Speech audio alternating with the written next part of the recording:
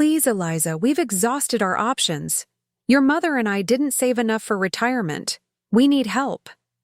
I clutched my coffee mug tighter, memories flooding back of the day they told me my college fund, money my grandparents had specifically left for me, had been reallocated to my sister because she was showing more academic promise. Now, 15 years later, they needed my success. The success I'd clawed my way toward without their support. "We're not asking for much," my father continued, his voice softer now, employing the same persuasive tone he'd used when explaining why Vanessa deserved my education fund more than I did. "Just enough to cover the mortgage until we can figure something out." Before we jump back in, tell us where you're tuning in from, and if this story touches you, make sure you're subscribed. Because tomorrow, I've saved something extra special for you. I stared out my apartment window at the Manhattan skyline, the view I'd worked double shifts and took on crushing student loans to eventually afford. My reflection stared back, no longer the devastated 18-year-old who'd watched her future crumble, but a successful 33-year-old financial advisor who'd built everything from nothing. "Eliza, are you still there?" "I'm here, Dad." My voice sounded distant, even to my own ears. "Your mother wouldn't want me calling you. Well, you know how proud she is. But we're 3 months behind on payments, and the bank is threatening foreclosure." Pride. That was rich coming from the woman who'd told me I wasn't college material anyway, so the money would be wasted on me. The same woman who'd displayed Vanessa's academic awards prominently in the living room while my art scholarships gathered dust in a drawer. "What about Vanessa?" I asked, already knowing the answer. "Can't your golden child help?" A heavy sigh. "She's going through a difficult time. The divorce, the kids, her job. She's stretched thin." Of course. Vanessa was always going through something, always needed rescuing, always deserved the safety net more than I did. "I need to think about it," I said finally. "I'll call you back." I ended the call before he could protest and sank onto my couch, the familiar knot of resentment tightening in my chest. 15 years had passed since that devastating dinner when my parents announced they were giving my college fund, $120,000 left specifically to me by my grandparents, to Vanessa for her medical school aspirations. "She's consistently on the eye. Dean's List, Eliza," Mom had explained, cutting her chicken into precise, tiny pieces. "You're barely maintaining a B average. Your grandparents would understand that the money should go where it will do the most good." I'd sat there, 17, years old, watching my future evaporate. But Grandpa specifically left it for me. He knew I wanted to study finance. Finance. My mother had practically spat the word.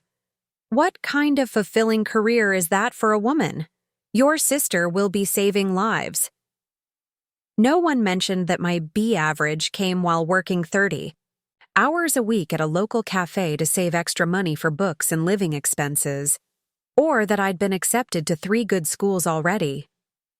No one acknowledged that the money was legally mine, designated in my grandparents' will, but placed in my parents' care until I turned 18, which was still 8 months away.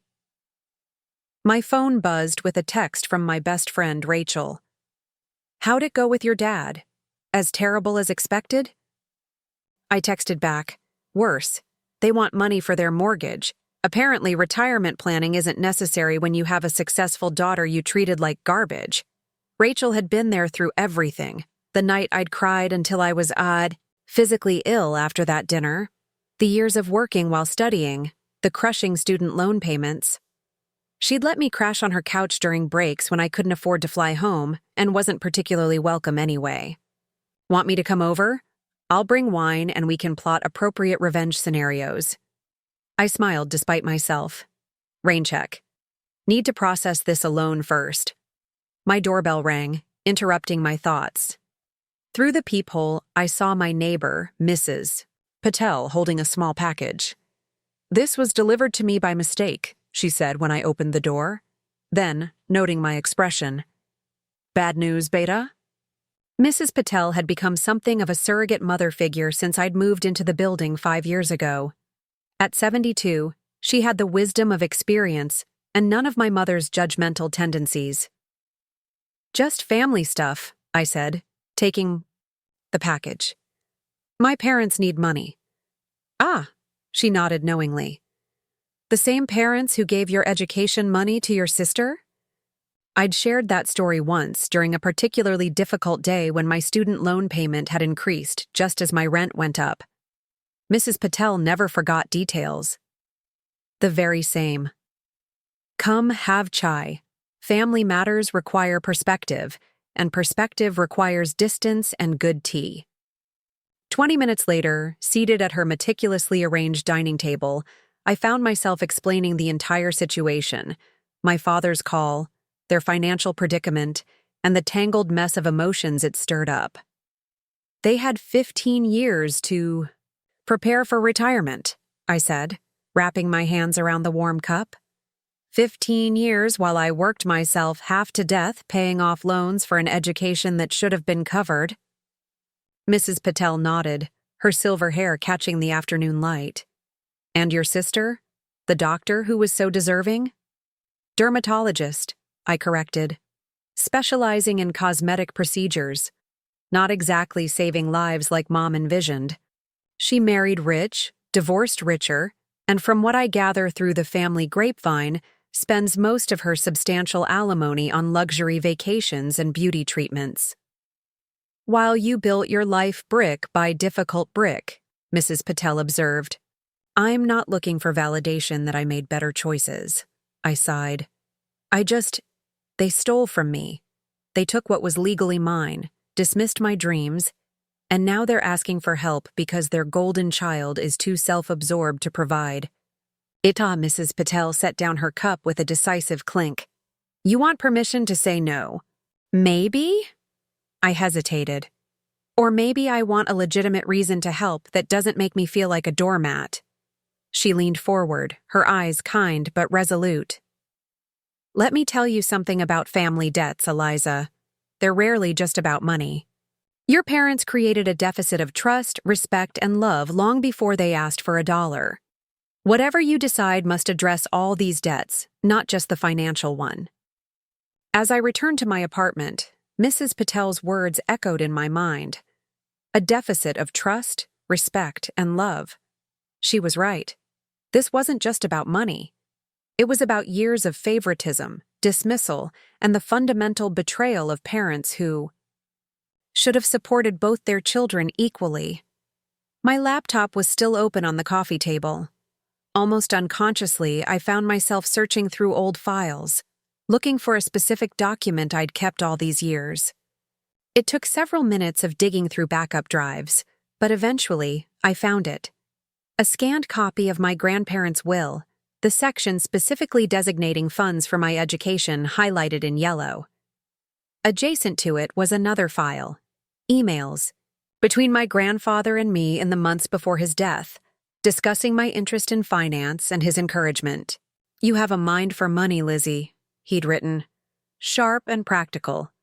Don't let anyone tell you that's not a worthy pursuit." As I stared at the documents, a plan began to form. My grandfather had been a meticulous record keeper and a firm believer in accountability. He'd also left something else behind, something my parents didn't know about, something I'd discovered only 3 years ago when clearing out a storage unit containing his personal effects. I reached for my phone and dialed Rachel's number. "Changed your mind about that wine?" she answered. "No," I replied, my voice steadier than it had been all day. "I need a favor.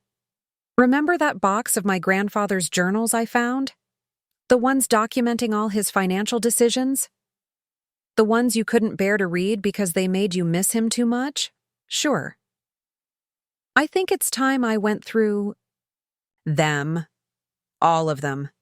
Can you come over tomorrow and help?" There was a pause on the other end of the line. "This is about more than just your parents asking for money, isn't it?" I looked again at the will on my screen, at my grandfather's clear intention to secure my future. an intention my parents had deliberately ignored. "Yes," I said finally. "I think Grandpa left more than just money behind. I think he left evidence." After hanging up, I walked to my bedroom and opened the bottom drawer of my dresser, removing a small wooden box.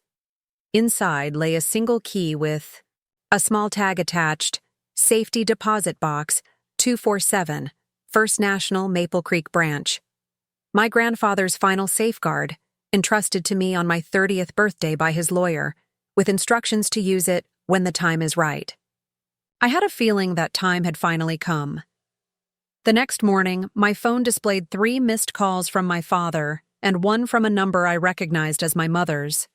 I silenced it and set it face down on my kitchen counter. Coffee first, family, crisis second. My apartment, a hard-won one-bedroom in a doorman building near Central Park, was my sanctuary. Every piece of furniture, every artwork on the walls represented a victory, something I'd purchased after a promotion or bonus. Nothing had been handed to me, unlike Vanessa, who'd received not only my college fund, but also a down payment for her first condo, wedding expenses covered in full, and regular gifts whenever she faced financial trouble. A knock at my door announced Rachel's arrival. She entered carrying a cardboard box labeled Grandpa Joseph's Papers and a tray with 2 large coffees. "I figured you might need reinforcements," she said, setting everything down. "Extra shot of espresso, splash of vanilla, just like you used to make when we were drowning in finals." Rachel had been my roommate in the cramped off-campus apartment I could barely afford during college. She'd witnessed firsthand the toll of my financial struggles, the 5 a.m. shifts before classes, the ramen dinners, the textbooks purchased used and falling apart. "You're a lifesaver," I said, gratefully accepting the coffee. "Did you bring all the journals?" "Everything I could find in your storage unit. There are financial records, personal journals, and some envelopes of correspondence." She eyed me carefully. "You going to tell me what you're looking for?" I sipped my coffee, organizing my thoughts. When Grandpa died, he left specific instructions in his will about my education fund. $120,000 for college, to be held in trust by my parents until I turned 18. But 8 months before my birthday, they gave it to Vanessa instead. "Yeah, I know that part," Rachel said. "That's why you had to work through school while Vanessa got her dermatology degree debt-free. What I never told you is that I always suspected there was more to it. Dad was Grandpa's executor, but he rushed through the will reading. We never got copies. When I asked questions, they shut me down, said I was being ungrateful and difficult." Rachel's eyes widened. "You think they altered the will?" "I don't know. But Grandpa was meticulous about his finances. He documented everything. And now, they need money, my money, because they've mismanaged their retirement. It feels like history repeating itself." We spent the next 3 hours sorting through years of my grandfather's immaculate record-keeping. His handwriting, precise and slanted, filled dozens of leather-bound journals, bank statements, investment records, and correspondence with financial institutions were organized chronologically in labeled folders. "Eliza, look at this," Rachel said, holding up a journal from 2006, 2 years before my grandfather's death. "He's discussing trust structures for both you and Vanessa." I took the journal, scanning the page. My grandfather had written about setting up 2 separate trusts, mine for education and a smaller one for Vanessa that would mature when she turned 25. "He created 2 different funds," I said, surprised. "I only knew about mine." Rachel frowned. "If Vanessa had her own trust coming, why did your parents need to take yours for her education?" "Good question," I murmured, flipping forward several pages. "Here, he mentions meeting with his lawyer, Franklin Williams, to finalize the trusts. Says he's sending copies of the paperwork to Dad for safekeeping." Franklin Williams. Rachel pulled out her phone. "He still practices in your hometown. His office is on Main Street. A chill ran through me. That's not all Grandpa left. I retrieved the small wooden box with the safety deposit key. On my 30th birthday, I received this from another lawyer, Patricia Garza. She said Grandpa arranged for me to get it when the time was right. I never used it. 3 years ago? Rachel raised an eyebrow. Why didn't you open it then? I shrugged, turning, the key over in my hand. I had just made senior advisor at the firm. Life was good. I didn't want to dredge up old resentments. And now? Now my parents want my hard-earned money after stealing what was rightfully mine. I'd say the time is definitely right. My phone buzzed again. A text from my sister. Dad says you're ignoring his calls. They really need help, Eliza. Don't be petty about ancient history. Rachel read the message over my shoulder and snorted. Ancient history? You're still paying off student loans. $657 a month, I confirmed. For another 4 years. So what's the plan? Rachel asked, gesturing to the scattered papers and the safety deposit key. First, I need to find out exactly what was in Grandpa's will. The real will. Not whatever version my parents presented. Then I'll head home next weekend and visit this safety deposit box. Want company for the trip down memory lane? I smiled gratefully. I was hoping you'd offer. Before Rachel left, we organized our findings into 3 piles: definite evidence of separate trusts for Vanessa and me, correspondence with lawyers, and my grandfather's personal notes about his financial intentions for both granddaughters. Alone again, I finally called my father back. Eliza, thank goodness, he answered immediately. We were getting worried. I've been busy, I said evenly. Working, at my job that I had to fight to get without the education fund. Grandpa left me. A heavy sigh. Are we going to go through this again? That was 15 years ago. And yet here we are, with you asking for my money again. It's different this time, he insisted. We're not asking for a handout. We can offer collateral, our house. The house that's 3 months behind on payments and facing foreclosure? We raised you in this house, he said, his voice taking on that familiar, guilt-inducing tone. Your childhood home? Do you really want to see it lost? I closed my eyes, counting to 5 before responding. Dad, I need some time to think about this. It's a significant amount of money. How much time? The bank won't wait forever. I'll come home next weekend, I decided. We should discuss this in person. A pause. Your mother will be pleased to see you. I doubted that very much. My last visit, 2 Christmases ago, had ended with my mother criticizing everything from my career choice to my unmarried status, comparing each unfavorably to Vanessa's supposed achievements. The fact that Vanessa was now divorced and struggling professionally despite her advantages never seemed to diminish my mother's golden view of her. I'll drive down Saturday morning, I said, ignoring his comment. And Dad? I'll need to stop by Maple Creek while I'm there. I have some banking to do. After hanging up, I sent a quick email to Patricia Garza, the lawyer who had delivered my grandfather's key. I explained my upcoming visit and asked if she'd be available to meet. Her response came within the hour. Eliza, I've been waiting for this email for 3 years. Your grandfather was very specific about the timing being your choice. I'll clear my schedule for Saturday afternoon. There's much to discuss. That night, I couldn't sleep. I found myself at my computer at 3 a.m. Our researching inheritance laws, trust violations, and statutes of limitations. The legal terminology swam before my tired eyes, but one thing became clear. If my parents had manipulated or misrepresented my grandfather's will, there could be serious consequences, even 15 years later. By morning, I had made 2 additional appointments in my hometown, one with Franklin Williams, my grandfather's original lawyer, and another with a current estate attorney to review any documents I might uncover. My workday was a blur of client meetings and investment analyses. As a senior financial advisor specializing in retirement planning, the irony wasn't lost on me.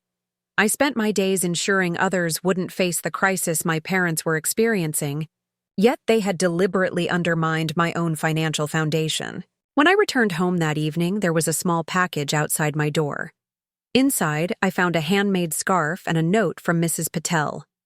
For your journey home. Remember, you go not as the child they dismissed, but as the woman who succeeded, despite them. Stand tall, Beta. I wrapped the soft wool around my fingers, grateful for the reminder. This wasn't just about money anymore.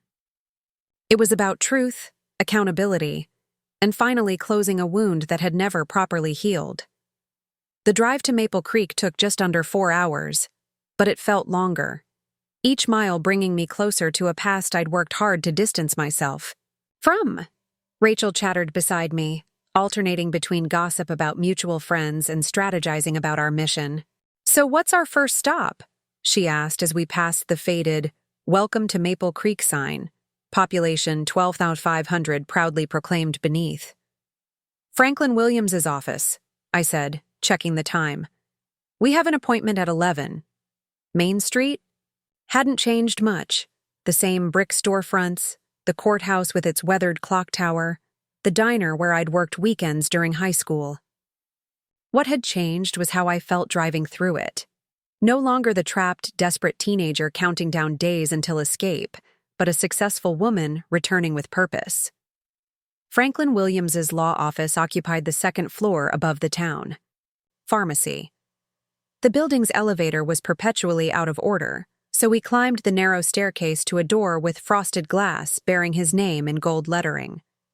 Inside, a gray-haired receptionist looked up from her computer. You must be Elizabeth Richardson, she said, rising to shake my hand. Mr. Williams is expecting you. The lawyer was older than I remembered, well into his 70s now, with thinning white hair and liver spots dotting his hands. But his eyes were sharp as he assessed me over reading glasses. Elizabeth? He greeted, gesturing to chairs opposite his desk. It's been quite some time. You've grown into a fine young woman. Thank you for seeing me on short notice, Mr. Williams. He nodded, folding his hands on the desk. Your email mentioned Joseph's will. I must say, I was surprised.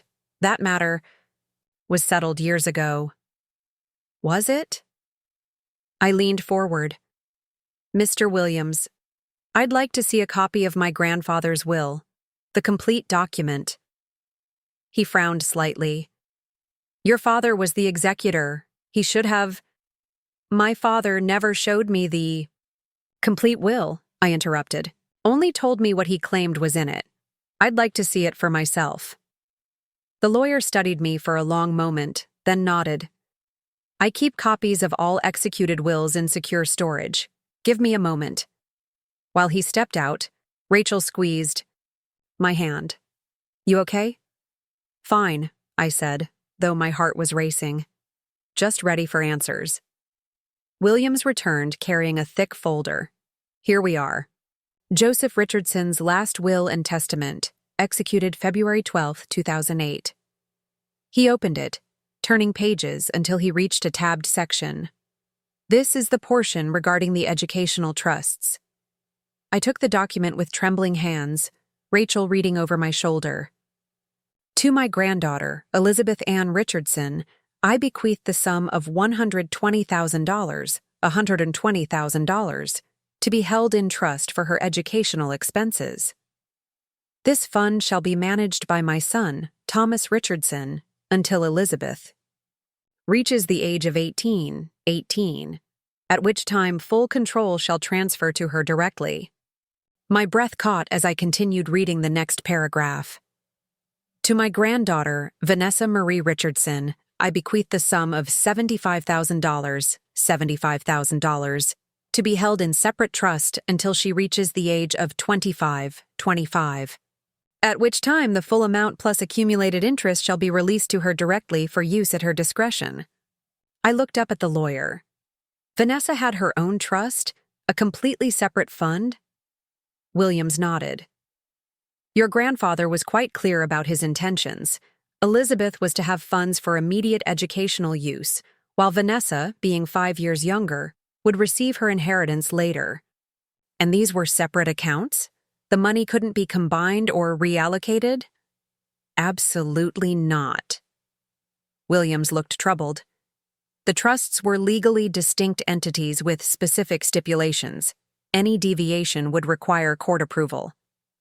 Rachel's grip on my shoulder tightened.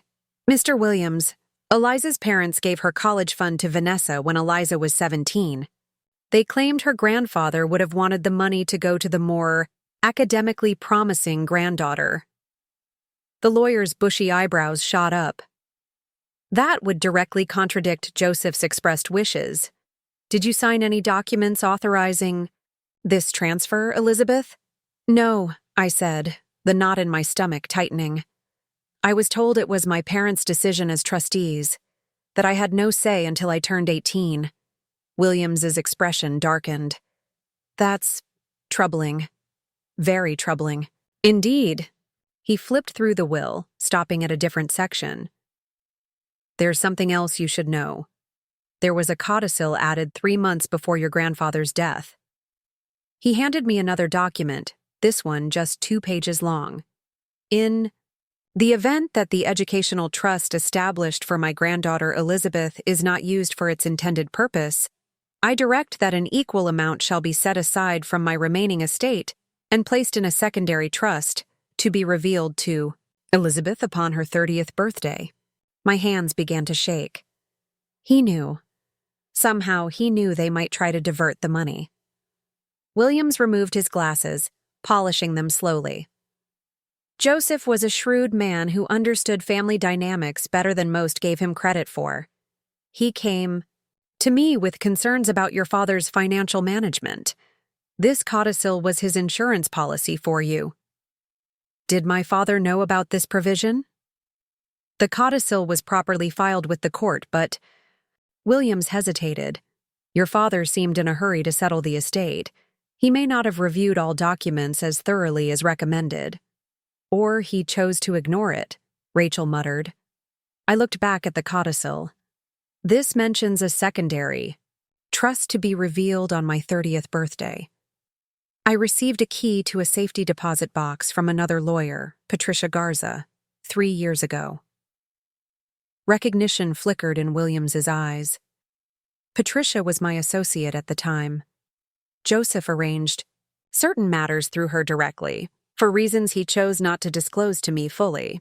Mr. Williams, I said carefully, based on what I've shown you, did my parents violate the terms of my grandfather's will by redirecting my educational trust to Vanessa? He sighed heavily. I'm not comfortable making definitive legal statements without reviewing the full history, but based solely on these documents. Yes, it appears there was a significant breach of fiduciary duty. The room fell silent. Despite suspecting the truth for years, having it confirmed by my grandfather's own lawyer sent a wave of emotions through me. Vindication, anger, grief for what might have been. What are my options now? I asked finally. That would depend on your goals, Williams replied. If you're seeking legal remedy for the misappropriated funds, you could pursue action against the trustees, your parents. However, the statute of limitations may be a factor after 15 years. And if I'm not looking to sue my family? If I just want the truth acknowledged? The old lawyer smiled slightly. Then I suggest you visit that safety deposit box. Joseph was nothing if not thorough in his planning. Our next stop was Patricia Garza's office across town. Unlike Williams's traditional space, her modern office featured sleek furniture and abstract art. The lawyer herself, a sharp-dressed woman in her 50s, greeted me with a knowing smile. I was beginning to wonder if you'd ever use that key, she said, ushering us into her office. Your grandfather said you might need time, that you were independent to a fault, just like him. You knew him well? I asked, surprised. I handled his personal matters for the last 5 years of his life, matters he preferred to keep separate from his primary attorney. She retrieved a file from her cabinet. Joseph was concerned about Thomas's handling of financial responsibilities. He suspected your father might not honor his wishes regarding your education fund. He was right, Rachel interjected. Patricia nodded sympathetically. Joseph set up contingency plans. The safety deposit box contains documents, but also something else?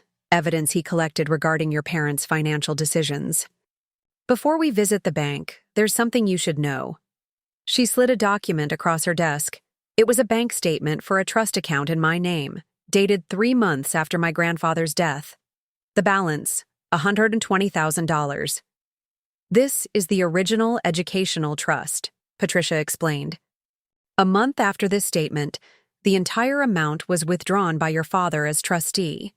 According to banking records, it was transferred to a different account under Vanessa's name. So there's proof, I whispered. Your grandfather anticipated this might happen. That's why he created the secondary trust through me, without your father's knowledge. She handed me another document. This account has been accumulating interest for 15 years. The current balance made my breath catch. $237,165. This is mine? Patricia smiled. Fully vested in your name since your 30th birthday. Joseph's instructions were to reveal it only when you came asking about the past. He said, when she's ready to face the truth, she'll be ready for this gift as well. As we left Patricia's office, Rachel grabbed my arm. Eliza, do you realize what this means? You don't need to confront your parents about the money they took. Your grandfather already replaced it, with interest. This isn't just about the money anymore, I said, clutching the folder of documents Patricia had provided. It's about the lie they've maintained for 15 years. About being told I wasn't worthy of an education while they gave my sister everything. What will you say to them? I looked down at the safety deposit box key in my hand. I'm not sure yet, but first, let's see what else Grandpa Joseph left for me to find. First National Bank of Maple Creek occupied a stately brick building on the corner of Main and Oak, its marble floors and high ceilings unchanged since my childhood. The manager, Mr. Huang, greeted us personally when we mentioned the safety deposit. Box 247 hasn't been accessed in 15 years, he remarked, leading us to a private viewing room. Your grandfather was very particular about its contents. Did he say anything about what's inside? I asked. Mr. Huang shook his head. Only that it contained the truth that would eventually be needed. He was a well-respected customer. Ms. Richardson, we've maintained the box exactly as instructed. He left us alone with the metal container, about the size of a large shoebox. My key slid smoothly into the lock, and the lid opened with a soft click. What's inside? Rachel whispered, peering over my shoulder. The box contained several items. A sealed envelope with my name written in my grandfather's distinctive handwriting, a USB drive, a small leather-bound journal, and a stack of documents secured with a blue ribbon. I think we should start with this, I said, picking up the envelope. Inside was a letter, dated just 2 weeks before my grandfather's death. My dearest Lizzie, if you're reading this, it means you've finally decided to uncover the truth about your educational trust. I always hoped it wouldn't be necessary, that your father would honor my wishes and provide for your education as intended. But if he hasn't, and you've found your way to this box, then my fears were justified.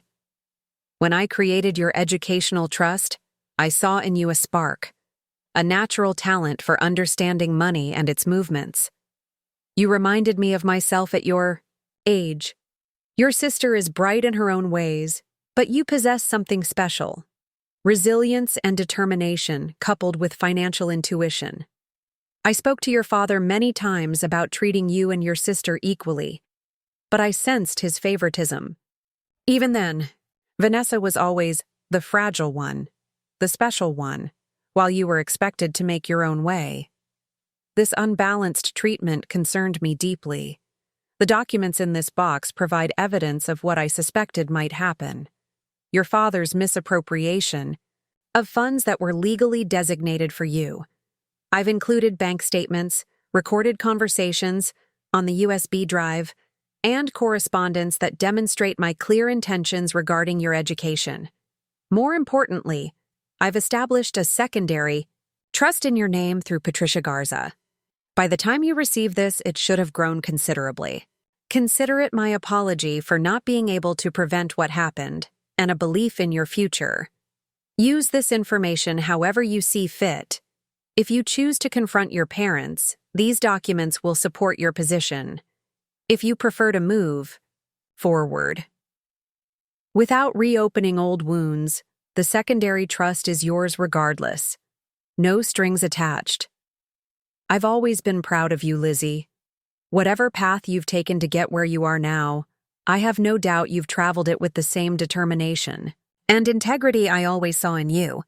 With love and faith in your judgment, Grandpa Joseph tears blurred my vision as I finished reading.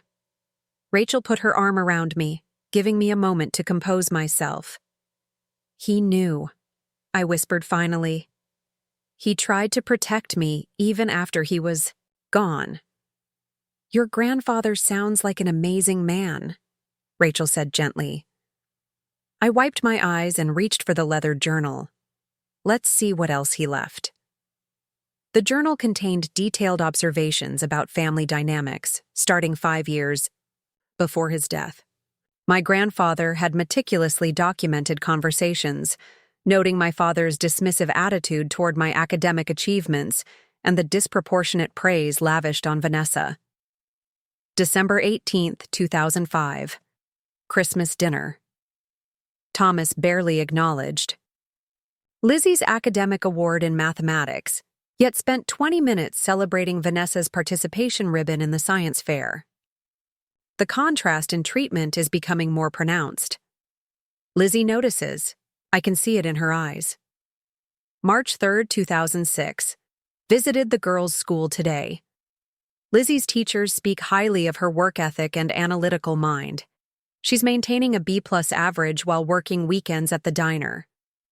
Thomas called this adequate performance. I'm increasingly concerned about his perception of her worth. July 17, 2007. Overheard Thomas discussing college plans with Catherine. They speak of Vanessa attending an expensive private university, with no mention of similar plans for Lizzie despite her being closer to college age. When I inquired, Thomas dismissed the topic, saying, Lizzie isn't college material like Vanessa. I strongly disagree with this assessment. The entries continued, painting a clear picture of the favoritism that had shaped my childhood. In the final pages, my grandfather wrote about consulting with Patricia Garza regarding a secondary trust, his insurance policy for my future. The stack of documents revealed an even more troubling pattern. Bank statements showed my father had begun siphoning small amounts from my educational trust even before the final transfer to Vanessa's account. Emails between my parents discussed strategies for reallocating my college fund months before. They actually took it. Most damning was a letter from my mother to my father, dated just after my grandfather's funeral. Thomas, we need to be careful how we handle this. Joseph was explicit about Lizzie's fund being solely for her education. If we're going to use it for Vanessa instead, we need to do it before Lizzie turns 18. Once she has legal control, we'll lose our opportunity. I suggest we present it as a family decision made for everyone's benefit. Emphasize Vanessa's academic promise versus Lizzie's average performance.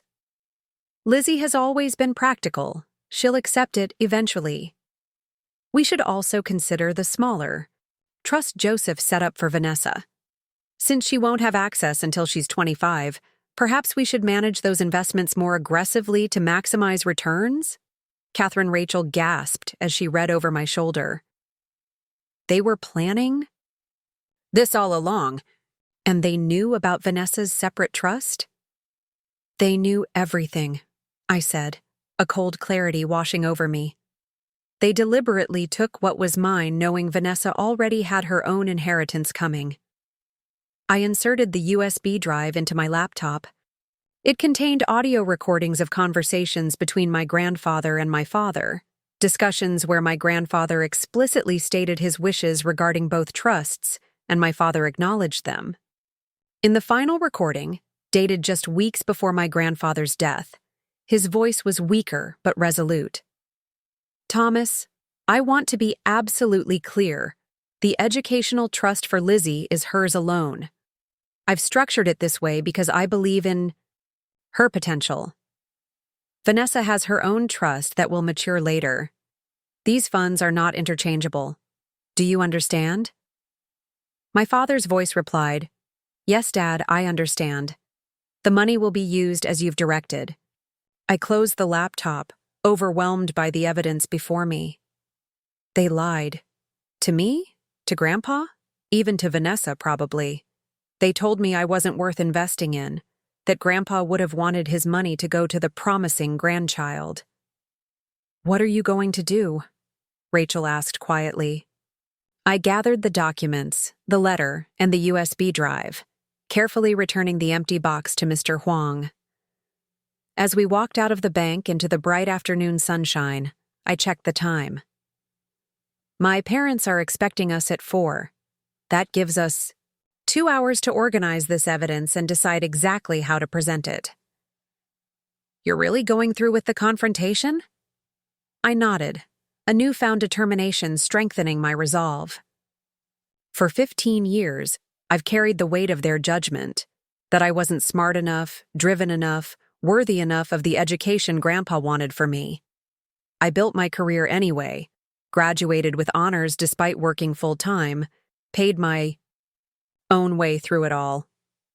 Rachel squeezed my hand. "And now they need your help." "Exactly," I said, sliding into the driver's seat of my car. They're about to discover exactly what their not college material daughter has learned about financial accountability. The house I grew up in sat on Willow Lane, a 2-story colonial with white shutters and a wraparound porch. It had once seemed imposing to me, the sight of so many disappointments and comparisons. Now, pulling into the driveway in my Mercedes, a recent splurge after a particularly successful quarter, I saw it differently. A house showing signs of neglect, paint peeling near the gutters, garden beds overgrown. "Ready?" Rachel asked, as I cut the engine. "As I'll ever be," I replied, gathering the folder of evidence we'd organized at a local cafe. My mother opened the door before we reached the porch. Catherine Richardson had aged visibly since I'd last seen her, more gray. In her carefully styled hair, deeper lines around her mouth, she wore what I recognized as her company outfit, pressed slacks and a cashmere sweater that had seen better days. "Elizabeth," she said, her smile not quite reaching her eyes. "And Rachel." What a surprise. "Hi, Mrs. Richardson," Rachel replied, with practiced politeness. Eliza mentioned she might need moral support for this conversation, so I tagged along. My mother's smile faltered slightly. "Well, come in. Your father's in the living room. I've made coffee." The house smelled the same, lemon furniture polish and the faint mustiness of old carpet. Family photos lined the hallway, and I noticed a pattern I'd never consciously registered before. Vanessa was centered in every picture, while I stood slightly off to the side, sometimes partially cropped. My father rose from his armchair as we entered the living room. Thomas Richardson had once been an imposing figure in my life, the successful bank manager whose approval I'd never quite secured. Now he seemed smaller, frailer, his confident posture replaced by the slight stoop of a man worried about his future. "Lizzie," he said, using the childhood nickname I'd abandoned years ago. "Thank you for coming." His eyes flicked to Rachel, then to the folder in my hands. "We weren't expecting company." "Rachel's here for support," I said, taking a seat on the sofa. "And I think you'll understand why once we start talking." My mother brought in a tray of coffee and store-bought cookies, an unusual concession, as she'd always prided herself on homemade treats for guests. "Vanessa sends her love," she said, pouring coffee with slightly trembling hands. She wanted to be here, but the children had swimming lessons. I accepted a cup without drinking. "Actually, I'm glad it's just us. What I've discovered concerns the three of us primarily." My father shifted uncomfortably. "If this is about the loan, it's not a loan you're asking for, Dad. It's a bailout. And before I consider it, there's something we need to discuss." I opened the folder and placed my grandfather's letter on the coffee table. "I visited Grandpa Joseph's safety deposit box today." The color drained from my mother's face. "Safety deposit box?" "Box 247 at First National. Grandpa arranged for me to receive the key on my 30th birthday, with instructions to use it when the time was right." I slid the letter toward them. "I think you should read this." My father put on his reading glasses with shaking hands. As they read together, I watched their expressions transform. Shock, then dismay, finally settling into a defensive rigidity. I knew all too well. "Your grandfather was confused near the end," my father said, setting the letter down. "He had all sorts of paranoid ideas." "Really?" "Because his documentation seems remarkably thorough and clear." I placed the journal on the table. "He recorded every conversation, every instance where you dismissed my achievements while elevating Vanessa's." My mother's lips pressed into a thin line. "Families make collective decisions based on what's best for everyone. We did what we thought was right at the time." "What was right?" I echoed, my voice steady despite the anger bubbling beneath. "You took $120,000 that was legally mine, money specifically designated for my education, and gave it to Vanessa, who already had her own trust fund coming." "Vanessa showed more academic promise," my father insisted. "She needed the prestigious university experience to launch her career. You were always more practical." "Practical," I repeated. "Is that what you called it when I worked 30-hour weeks while maintaining a B+ average? When I graduated with honors despite having to pay my own way? When I built a successful career despite the obstacles you placed in my path?" "We didn't place obstacles," my mother protested. "We made a family decision about limited resources." I pulled out the bank statements and the damning email my mother had written. "These weren't limited resources.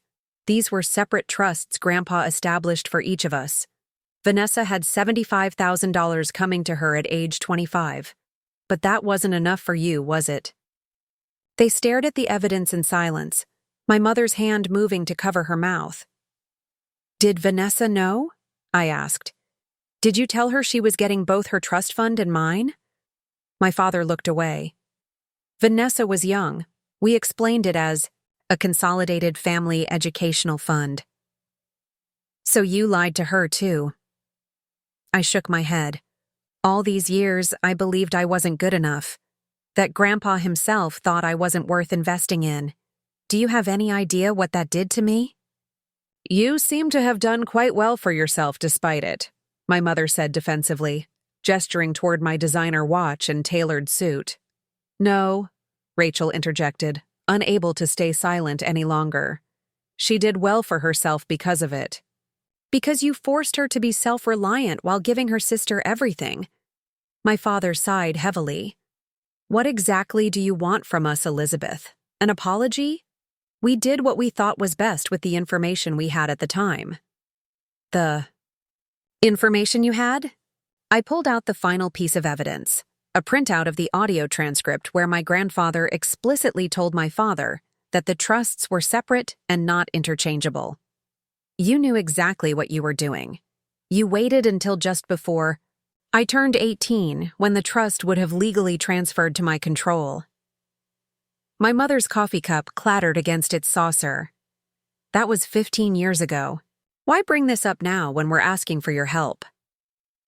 "That's exactly why," I said quietly. "You came to me for financial assistance after stealing my educational future. The irony is rather striking, don't you think? My father leaned forward, his banker's pragmatism reasserting itself. Whatever mistakes we may have made in the past, our current situation is real. We're 3 months behind on the mortgage. At our age, finding new housing would be extremely difficult. Not to mention humiliating, my mother added. What would people think? What would people think? I repeated softly. That's always been the priority, hasn't it? Appearances. Vanessa's prestigious university, the respectable family home. Never mind that you committed what amounts to trust fraud against your own daughter. I pulled out one final document, the statement for my secondary trust account, showing the current balance of $237,165. Grandpa Joseph created a backup plan for me, a second trust that's been accumulating interest for 15 years. He knew what you might do, and he made sure I would eventually have what he intended for me. My parents stared at the balance in shock.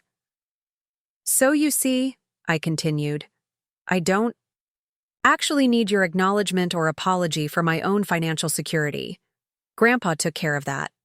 What I needed was to understand why my own parents would undermine me so completely and then have the audacity to ask for my help when their poor planning caught up with them. The room fell silent except for the ticking of the grandfather clock in the corner. The same clock that had counted away the minutes of countless uncomfortable family dinners, award ceremonies where Vanessa's participation ribbons received more celebration than my academic honors, discussions about future plans that never seemed to include my ambitions. My father broke the silence first. We made a mistake, he admitted finally, his voice small. A terrible mistake that hurt you deeply. I won't make excuses for it anymore. My mother said nothing, her eyes fixed on the damning evidence spread across her coffee table. The question now, I said, gathering the documents back into my folder, is what happens next? Elizabeth, my father began, adopting the conciliatory tone he'd used throughout my childhood when trying to manage my expectations. We understand you're upset, but surely we can find a solution that works for everyone. That's exactly what I'm trying to determine, I replied, my voice calm despite the emotions swirling inside me. What would a solution look like to you? He glanced at my mother, who remained stubbornly silent, then back to me. We need approximately $42,000 to clear the mortgage arrears and outstanding property taxes. With your newfound resources, he gestured toward the bank statement I'd shown them. Perhaps you could consider it a loan or an advance on your inheritance. My inheritance, I repeated slowly. The inheritance you've already helped yourself to once before. Rachel shifted beside me, her presence a steady reminder that I wasn't alone in this confrontation. I stood up and walked to the window, looking out at the backyard where I'd spent countless hours alone with books, while Vanessa's activities always required parental attendance and support. The old oak tree still stood, its branches now stretching, over the neglected garden beds. I'm curious, I said, turning back to face them. Have you asked Vanessa for help? My mother finally spoke. Vanessa is in a difficult position with the divorce. She has the children to consider. And her dermatology practice? The one my college fund helped finance? My father cleared his throat. The practice has struggled recently. Some investment decisions didn't pan out. I see. I returned to my seat, mentally organizing my thoughts. So, let me understand the situation fully.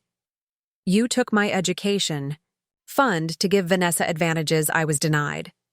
She received a debt-free education, support for her business, and presumably the trust fund Grandpa left her when she turned 25. Yet somehow, despite all these advantages, she's unable to help you now. My mother's lips thinned. Family circumstances change. Vanessa has responsibilities. And I don't? I asked mildly. I have a career I've built from nothing, clients, who depend on me, financial obligations of my own, including student loans I'm still paying off because of your decision. We're not asking for charity, my father insisted, just a temporary helping hand. I opened my purse and removed a notebook and pen. Let's be specific then. Exactly how much do you owe? To whom? And what's your plan for staying current after clearing the arrears? My father blinked, clearly surprised by my businesslike approach. Well, the mortgage is $342,000 with Fidelity Bank. We're 3 months behind at $2,000 per month. The property taxes are $8,400, overdue since January. There are also some credit card balances. He trailed off. How much in credit card debt? My mother looked away. Approximately $27,000. Rachel suppressed a gasp beside me.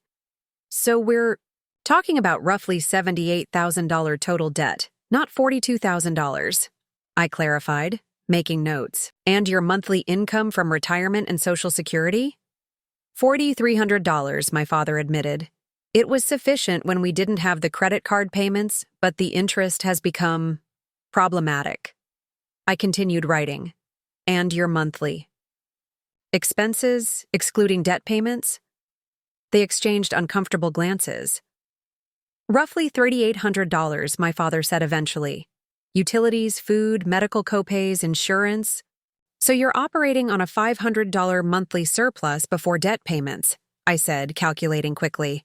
But the mortgage alone is $2,100, leaving you $1,600 short each month, not counting minimum payments on the credit cards or property taxes. My father nodded miserably. Even if I paid off all your current debts, you'd be underwater again within 6 months, I concluded. This isn't a temporary problem. It's a structural one. Your lifestyle exceeds your income. We've already cut back significantly? My mother protested. We haven't traveled in years. We've reduced entertainment expenses. But you're still living in a house you can't afford, I interrupted gently. The math simply doesn't work. My father leaned forward. We could reverse mortgage the house. If we could just clear the arrears. A reverse mortgage would only be a temporary fix, I pointed out. And given the home's condition, you might not qualify for enough to make a difference. I closed my notebook and looked directly at them. I'm going to make you an offer, but it comes with conditions. My parents straightened, hope flickering in their eyes. I will establish a managed trust with enough funds to clear your current debts, approximately $80,000. However, this trust will be administered by a financial advisor of my choosing, not given directly to you. But, my father began. I held up my hand. I'm not finished. The trust will make direct payments to your creditors to bring accounts current. Then, you will have 2 options. Either sell this house and downsize to something within your budget, with my assistance finding suitable housing, or the trust will make monthly contributions to cover the gap between your income and essential expenses. Provided you adhere to a strict budget I will help create. You want to control our finances? My mother asked, indignant. At our age? I want to ensure that any money I provide actually solves your problems rather than enabling continued financial mismanagement, I corrected. Given our history, surely you can understand my caution. My father nodded slowly. That's fair. More than fair, considering everything. There's one more condition, I added. I want a formal acknowledgement in writing that you misappropriated my educational trust against my grandfather's explicit instructions. Not for legal action. The statute of limitations has likely expired, but for my own closure. My mother stiffened. You want us to sign a confession? I want you to acknowledge the truth, I said firmly. For 15 years I've carried the weight of being deemed unworthy of educational investment. That ends today. A tense silence filled the room. Rachel squeezed my hand in silent support. My father was the first to speak. We can agree to those terms. Catherine? My mother looked away, her pride visibly battling with financial necessity. I suppose we have little choice. You have the same choice I had 15 years ago, I replied evenly. Accept the situation as presented or find another way forward on your own. The irony wasn't lost on any of us. I stood up. I'll have my attorney draft the necessary documents. In the meantime, I'll contact your mortgage company tomorrow to halt any immediate foreclosure proceedings, pending formal arrangement. As Rachel and I prepared to leave, my father hesitated, then asked, "Will you stay for dinner?" We could talk more. I shook my head. Not today. This has been overwhelming enough. I'll return tomorrow with the preliminary paperwork. Outside, the evening air felt cleansing after the emotional intensity of the confrontation. Rachel waited until we were in the car before speaking. That was incredible. You handled them like you were negotiating with any other client. I gripped the steering wheel, suddenly aware of how tightly I'd been controlling my emotions. I had to approach it that way. If I'd let myself feel everything, the hurt, the vindication, the lingering anger, I wouldn't have been able to think clearly. Are you really going to help them after what they did? I started the engine, considering the question. I'm helping them on my terms, not theirs. There's a difference. And the acknowledgement you asked for? That's for me, I said quietly, so I can finally stop wondering if there was something fundamentally lacking in me that made them choose Vanessa. I need them to admit, just once, that it wasn't about my worth as a person. It was about their choices. As we drove away from the house where I'd grown up always feeling second best, I felt something shift inside me. Not forgiveness exactly, but a reclaiming of power. For the first time in 15 years, I was the one setting the terms, determining what was fair and appropriate. There's one more stop I want to make before we head back to the hotel, I said, turning onto Maple Street. Where are we going? To see Vanessa.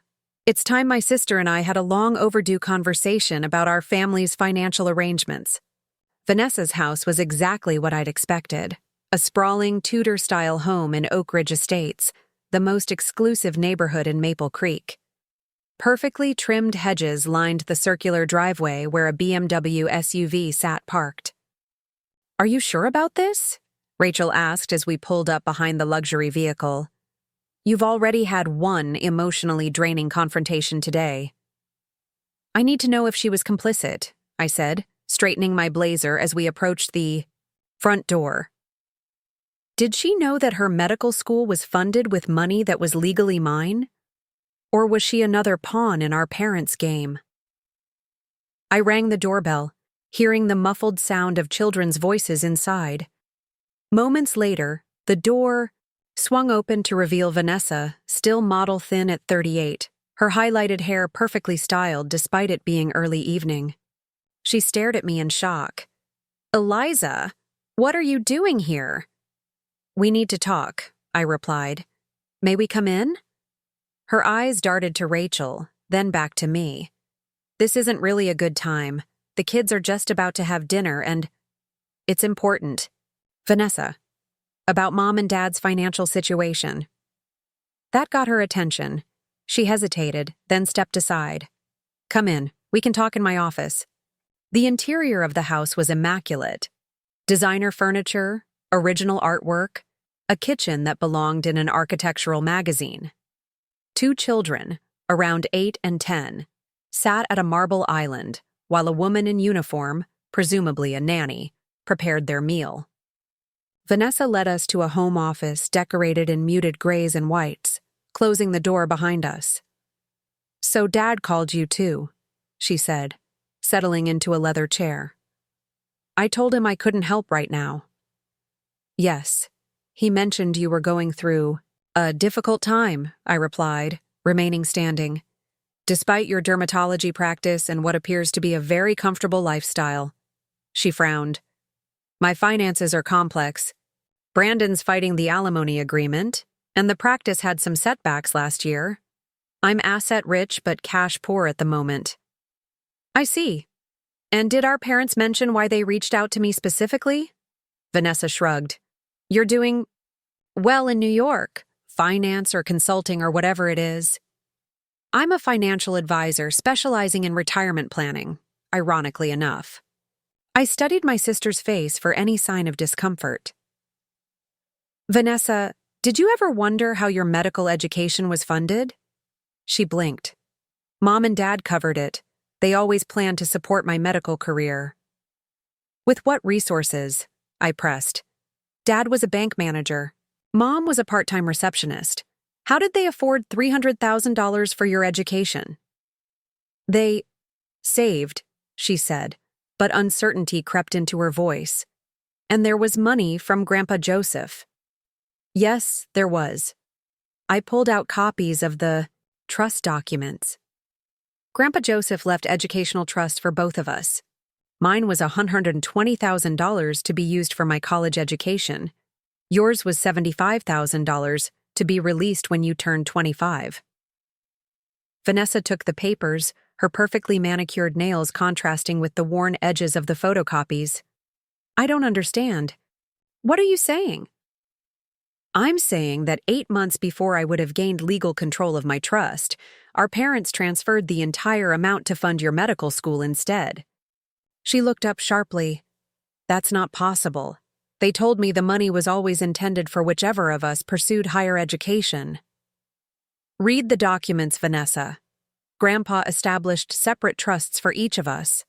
Mine was specifically for my education. As she scanned the papers, her expression shifted from confusion to dawning comprehension. But why would they do that? Because they always favored you, Rachel interjected, unable to remain silent. Surely you noticed. Vanessa shot her an irritated glance. That's ridiculous. Our parents treated us equally. I laughed, unable to help myself. Equally? They came to every one of your dance recitals and science fairs but couldn't make my honor society induction because it conflicted with their schedule. Your activities always received funding while I worked at the diner to buy my own clothes. They displayed your participation ribbons prominently while my academic awards were barely acknowledged. You're exaggerating, Vanessa protested, but her voice lacked conviction. Am I? I pulled out our grandfather's journal and turned to an entry describing a family dinner where my parents had lavished praise on Vanessa while dismissing my achievements. Grandpa Joseph noticed it too. He documented the pattern for years. Vanessa read the entry, her face paling. I never realized. Of course you didn't. You were the golden child. Why would you question the spotlight? I softened my tone, seeing genuine shock in my sister's expression. I don't blame you for their favoritism, Vanessa. But I do need to know if you were aware that your medical school was funded by money that was legally mine. She shook her head vehemently. No. God, no. They told me Grandpa left money for the family's educational needs, and they were investing in my future because I had chosen a medical path. I swear, Eliza, if I had known. I studied her face, looking for signs of deception, but saw only distress and embarrassment. After 15 years of resentment, I found myself believing her. My sister had been privileged, certainly, but perhaps not complicit. So they approached you for financial help, I said, changing direction. And you declined. Vanessa gestured vaguely around her office. It's complicated. Yes, I have all this, but Brandon's contesting everything in the divorce. My practice had staffing issues last year that affected revenue. The kids' private school tuition is astronomical. She paused, suddenly looking vulnerable. I'm barely keeping everything together as it is. The difference is that you're struggling despite all the advantages they gave you, Rachel pointed out. Eliza succeeded despite the obstacles they placed in her way. Vanessa flinched. That's not fair. Isn't it? I asked quietly. You received my college fund, a debt-free education, startup capital for your practice, and presumably the $75,000 trust Grandpa left you when you turned 25. Yet here you are, unable to help our parents in their retirement crisis. What did you tell them? Vanessa asked. Are you going to help them? I'm establishing a managed trust to clear their debts, with conditions including a formal acknowledgement of what they did regarding my education fund. You're making them sign a confession? Vanessa looked shocked. I'm requiring accountability, I corrected, something this family has always been short on. She was silent for a moment, absorbing the information.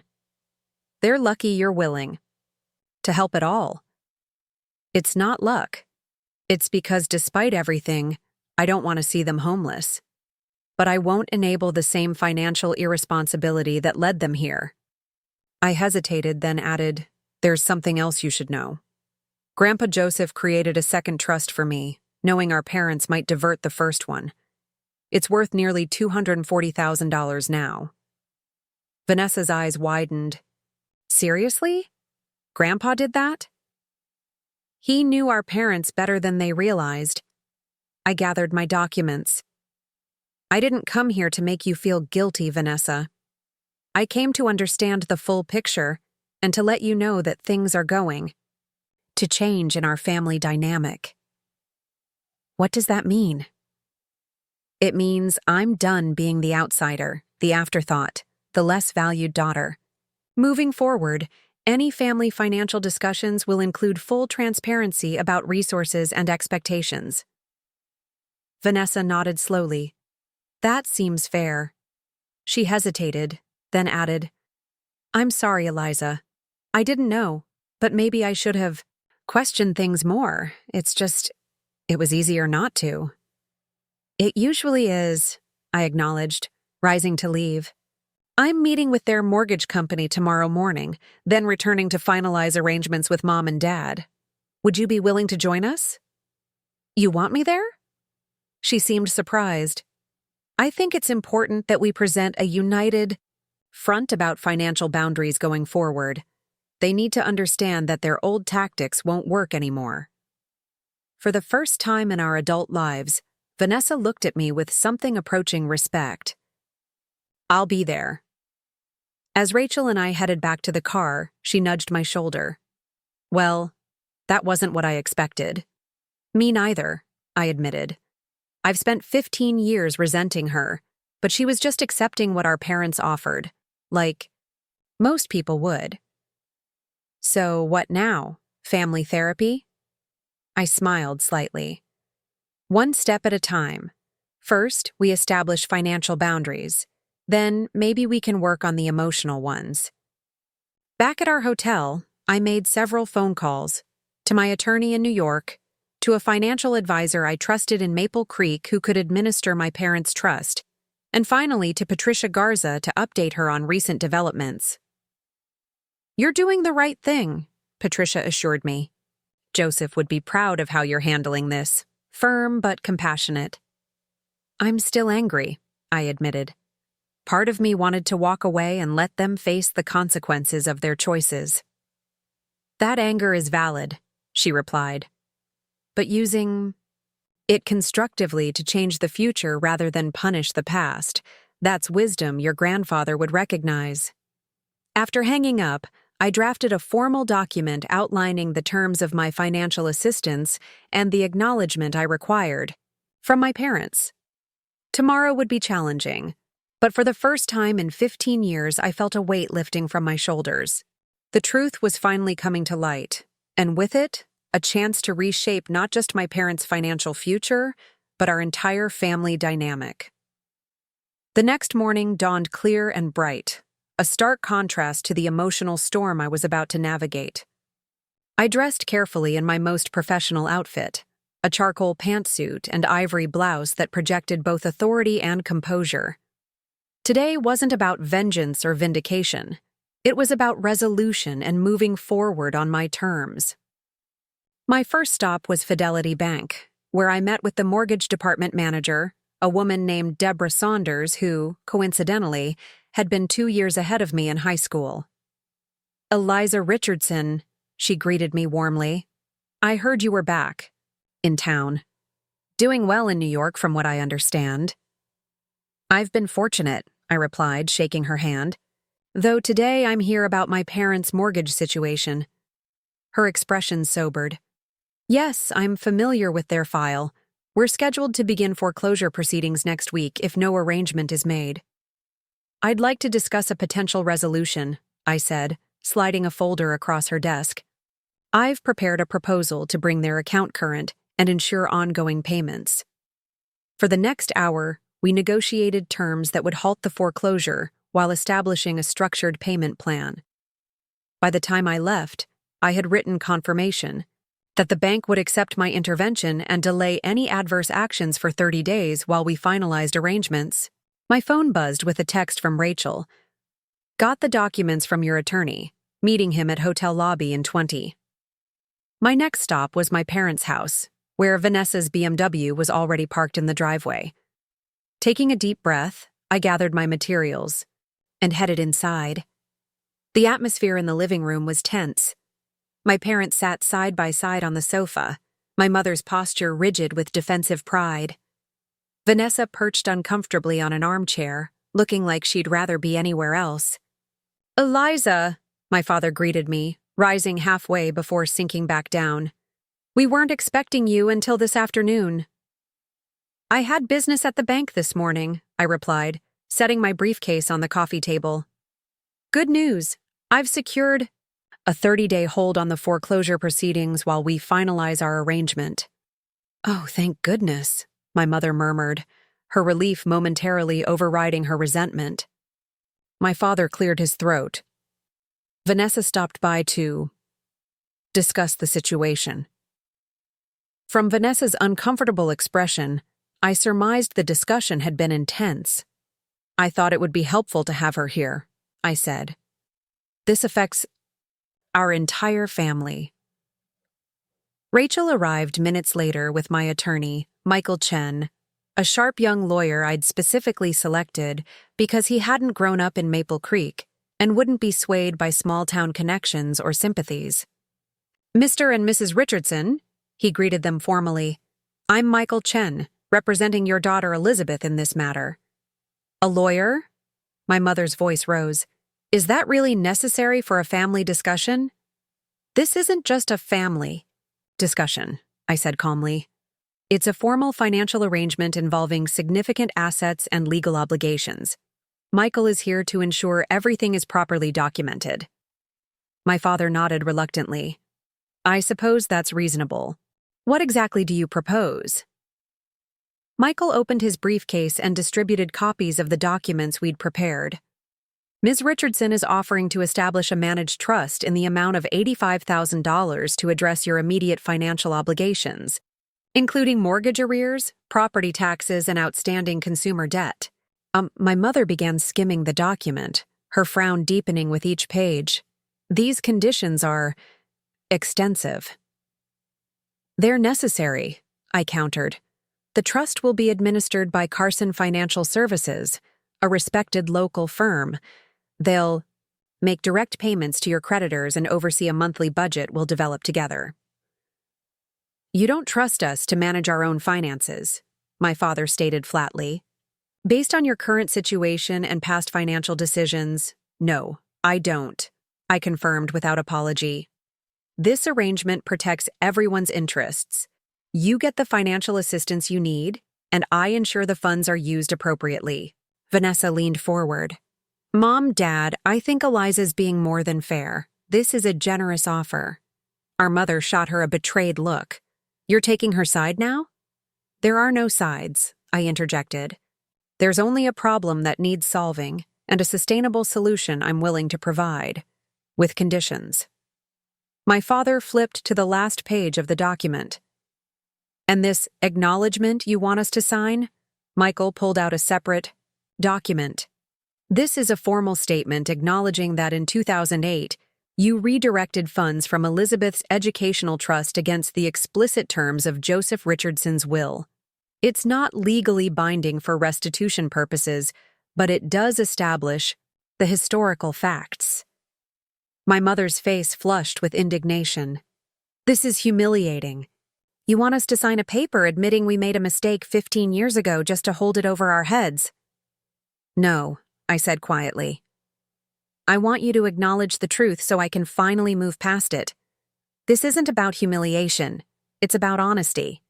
Something that's been sorely lacking in our family. I don't see why this is necessary, my mother persisted. We're acknowledging we need help now. Isn't that enough? Vanessa surprised me by speaking up.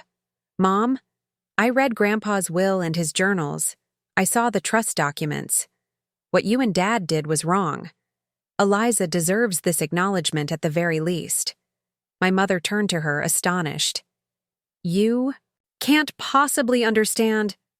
I understand perfectly, Vanessa interrupted. You took money that was legally Eliza's and gave it to me instead. You told me it was family money meant for whoever pursued higher education, but that wasn't true. You lied to both of us. The room fell silent. My mother looked to my father for support, but he was staring at the document, shoulders slumped, in resignation. Catherine, he said finally, we did what the papers say we did. We can argue about intentions all day, but those are the facts. And now we're asking for Eliza's help, substantial help. The least we can do is acknowledge the truth. My mother's eyes filled with tears. Whether from genuine remorse or frustration at being cornered, I couldn't tell. You've always been so practical, Thomas. Just sign whatever she wants so we can keep our home. That's not how this works, I said firmly. This acknowledgement isn't a box to check or a hoop to jump through. It needs to be genuine. What do you want from me? My mother demanded. A tearful apology? Self-flagellation? Will that satisfy you? I met her gaze steadily. I want you to understand what you did and the impact it had. I had to work 30-hour weeks while studying full-time. I graduated with $97,000 in student loan debt that I'm still paying off. I missed opportunities, scholarships, internships, because I was too exhausted from working to pursue them. And yet you succeeded anyway, my father observed quietly. Yes, I did. Despite what you did, not because of it. That's something I need you both to recognize. Vanessa reached over and took my hand, a gesture so unexpected it momentarily threw me off balance. They need to understand, Mom, Dad. For 15 years, I've enjoyed advantages that should have been shared equally between us. I didn't know the truth then, but I do now. And I'm ashamed of how this family treated Eliza. My father picked up a pen from the coffee table. Where do I sign? Thomas, my mother protested. It's time, Catherine, he said wearily. We did what we did. We can't change it, but we can at least be honest about it now. He signed the acknowledgement with a steady hand, then passed it to my mother. She stared at it for what felt like an eternity, her internal struggle visible in the tension around her mouth. I did what I thought was best, she said finally, pen poised above the paper. I always believed Vanessa needed the support more than you did. You were always so capable. That doesn't make it right, I replied softly. Being capable doesn't mean I didn't need or deserve support too. She signed quickly, as if afraid she might change her mind. As she set down the pen, I felt a weight I'd carried for 15 years begin to lift from my shoulders. Michael collected the signed documents. I'll have these filed and the trust established by tomorrow. Carson Financial will contact you to begin the budgeting process and make arrangements for the first disbursements. As he and Rachel stepped outside to make copies, an awkward silence descended on the room. Years of unspoken resentments, misunderstandings, and pain hung in the air between us. What happens now? My father asked finally. Now, I said, we try to build something new. Not the past relationship where I was always an afterthought, but something based on mutual respect and honesty. Is that even possible? My mother wondered aloud. I looked at Vanessa, who nodded encouragingly, then back to my parents. I don't know, but for the first time in 15 years, we're starting with the truth. That's something. 3 days. After returning to New York, I received a call from Carson Financial Services. The trust had been established, initial payments made to my parents' creditors, and a budget meeting scheduled. Everything was proceeding as planned. I should have felt relieved, but something nagged at me. The conversation with my mother had felt unfinished, her signature on the acknowledgement given grudgingly rather than with genuine understanding. "You look distracted," Mrs. Patel commented as we rode the elevator together that evening. "Did your trip home not go as expected?" "It went exactly as planned," I replied. "Perhaps too perfectly." She smiled knowingly. "Ah, you were prepared for more resistance." My mother signed the acknowledgement, but I don't think she truly accepts responsibility. She's always been skilled at appearing to concede while harboring resentment. "Some people need time to adjust their self-image," Mrs. Patel observed. "It's difficult to admit you've been wrong for so long, especially about how you've treated your child." I nodded, thinking of the rigid pride in my mother's posture as she signed the document. I'm waiting for the other shoe to drop. I didn't have to wait long. The next morning, I received a text from Vanessa. "Mom's on the warpath. Called me at 6 a.m. ranting about blackmail and manipulation. Says she's going to contest the trust arrangement." I called her immediately. "Contested how?" She signed the agreement. "She's claiming duress," Vanessa explained. "Says she only signed because she felt threatened with homelessness. She's contacted another lawyer, Martin Wells." I groaned. Martin Wells was an old family friend and my father's college roommate. Of course she went to him. What about Dad? "He's trying to reason with her, but you know how she gets once she's decided something. This is about more than the acknowledgement, Eliza. I think she's genuinely humiliated that you're now controlling their finances." "I'm not controlling them," I protested. "The trust is structured to help them achieve financial stability." "I know that," Vanessa said patiently. "But Mom sees it as her successful daughter swooping in to fix her failures and dictate how she should live. It's a pride thing." After hanging up, I called Michael Chen to brief him on the situation. He was unconcerned. "The agreement is solid. She can claim duress, but there was no threat or coercion. You offered conditional assistance which they were free to accept or decline." "It's not about the legality," I explained. "It's about finding a workable solution that doesn't turn into a family civil war." That afternoon, I received a formal email from Martin Wells requesting that I reconsider the punitive aspects of my financial arrangement with my parents and threatening potential legal action regarding coerced confessions and elder financial abuse. I forwarded it to Michael with a brief note. "It's escalating. Need to defuse this quickly." His response was immediate.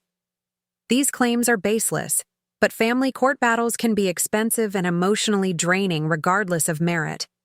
Would you consider mediation?" Mediation felt like surrender, but endless conflict wasn't the outcome I wanted either. I was weighing my options when my phone rang, my father's number. "Dad?" "Eliza."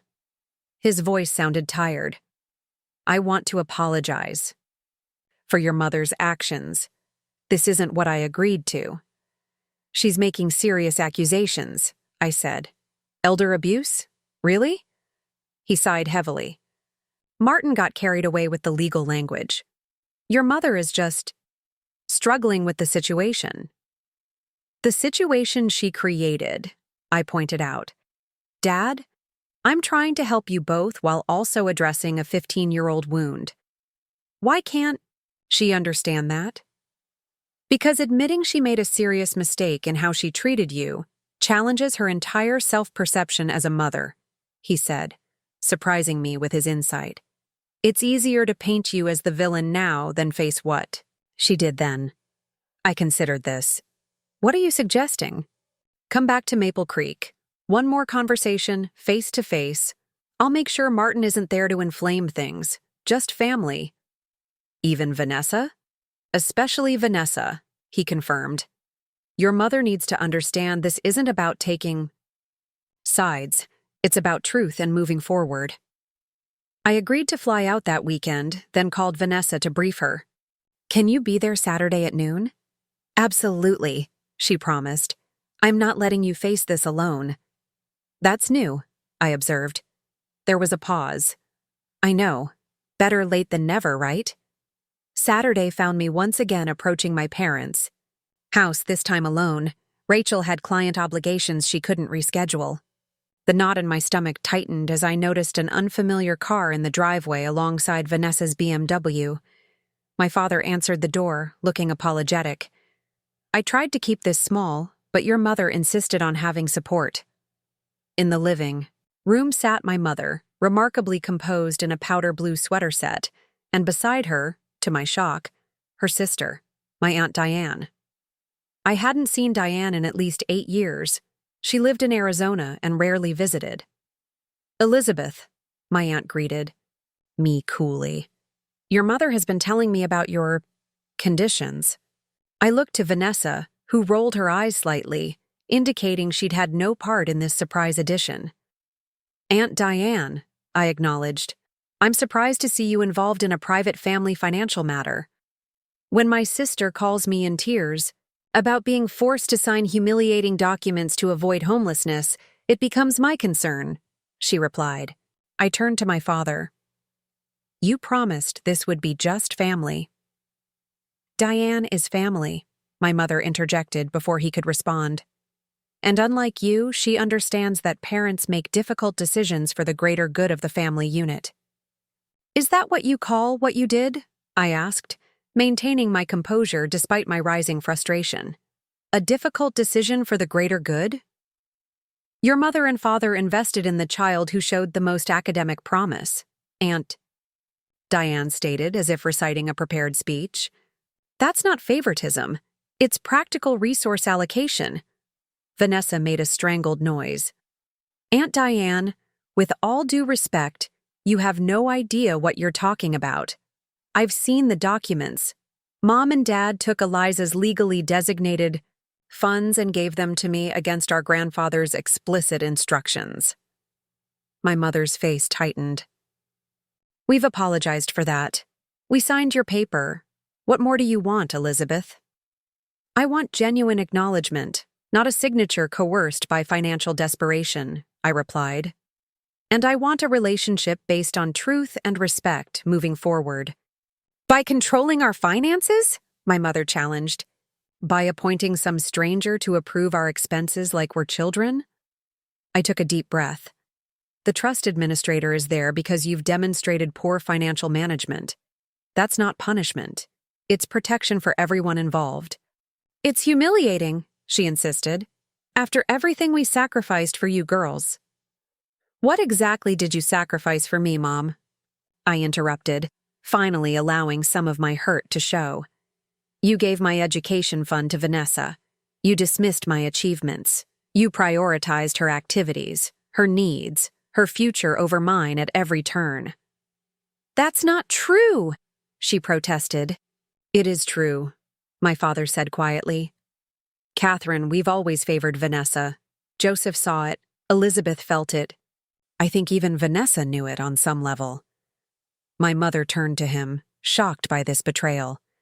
Thomas, it's time for honesty, he continued firmly. We did take Elizabeth's fund because we believed Vanessa's medical career was more valuable than Elizabeth's interest in finance. We were wrong. Not just morally wrong in taking what wasn't ours to redirect, but wrong in our judgment of our daughter's potential. The room fell silent.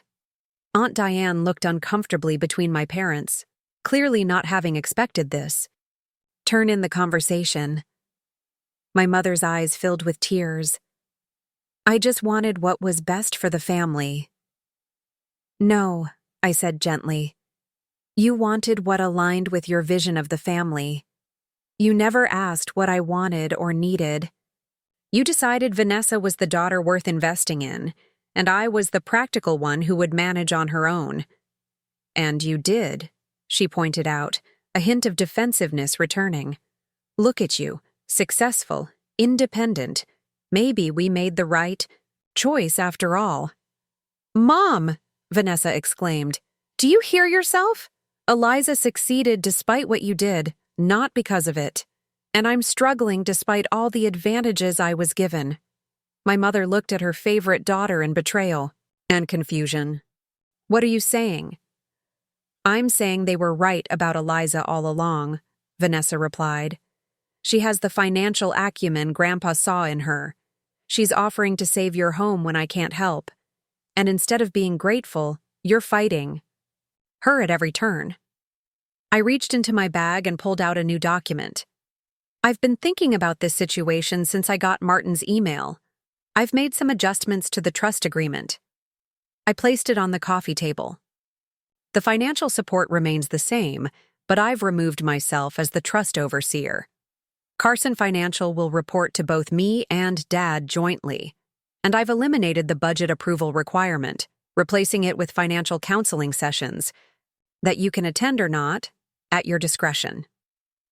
My father picked up the document, scanning it with surprise. This is much less restrictive. Because this isn't about control, Mom, I said, turning to her. It's about helping you both achieve financial stability while preserving your dignity. That's all I've wanted from the beginning. Aunt Diane, who had been watching this exchange, in silence, finally spoke. Catherine, I think you need to consider what Elizabeth is offering here. It seems like a genuine attempt at resolution. My mother looked from her sister to me, then to my father and Vanessa. Surrounded by family all suggesting the same course, her resistance began to visibly crumble. I don't understand why you would still help us after everything, she said finally. Because despite it all, you're still my parents, I replied simply. And I've learned that holding on to resentment only hurts me in the end.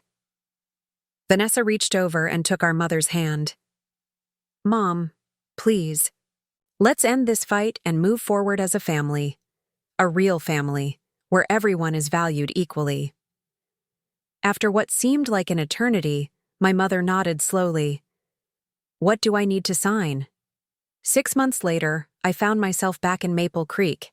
For Thanksgiving, the first holiday I'd spent with my family in 3 years. As I pulled into my parents' driveway, I noticed immediate differences. The exterior paint had been refreshed, the garden beds were neatly maintained, and solar panels now lined the south-facing roof. They're taking this budget seriously, Rachel commented from the passenger seat. After much persuasion, she'd agreed to join me for the holiday. The solar panels were Dad's idea, I explained. Carson Financial helped them refinance the mortgage and use some of the equity for home improvements that would reduce long-term expenses. Their electricity bill is already down 40%. Inside, the house felt different too, lighter, somehow with updated furniture arranged to maximize the natural light. The formal dining room had been transformed into a bright space with a large table that could accommodate all of us. Vanessa was already there with her children, helping, in the kitchen while her daughter set the table. The scene of mother and daughter working together struck me as both familiar and strange. This was how normal families operated, something we'd rarely experienced growing up. Eliza! Vanessa greeted me with a hug. And Rachel, I'm so glad. You could make it. My father emerged from his study, looking healthier than I'd seen him in years. Right on time, he said, embracing me warmly.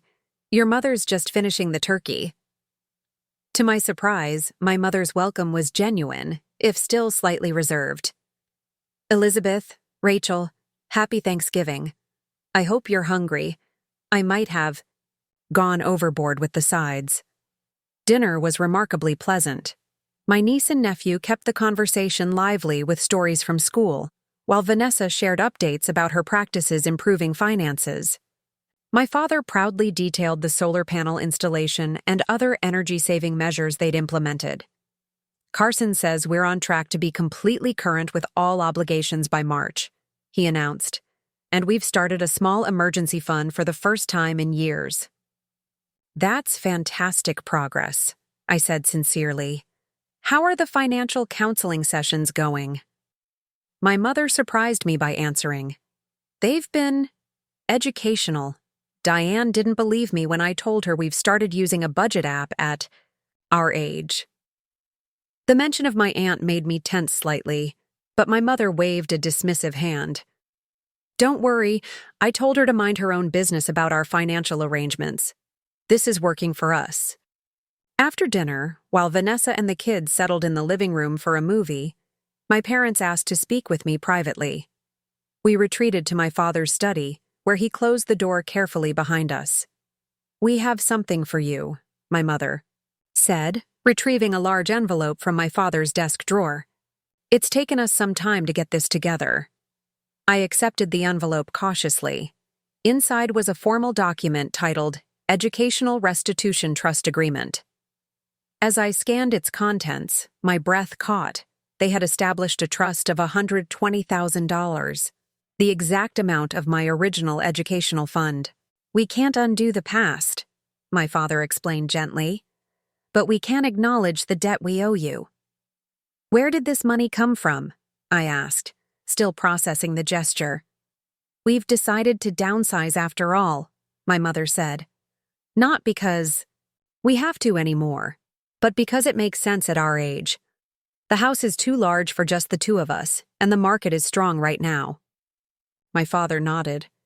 "We found a lovely single-story home in Ridgeview Estates. It's modern, energy efficient, and requires minimal maintenance. The equity from this house will allow us to purchase it outright while setting aside this amount. For you." "This is unnecessary," I protested weakly.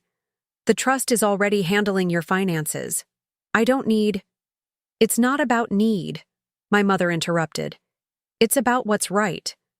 We took something that was yours, and we're returning it 15 years late with an apology that's equally overdue." She took my hands in hers, a gesture so uncharacteristic it momentarily stunned me. I've had a lot of time to think since our last conversation. The financial counseling has forced me to confront how many of our problems stemmed from poor choices and misplaced priorities. "Including how we treated you," my father added.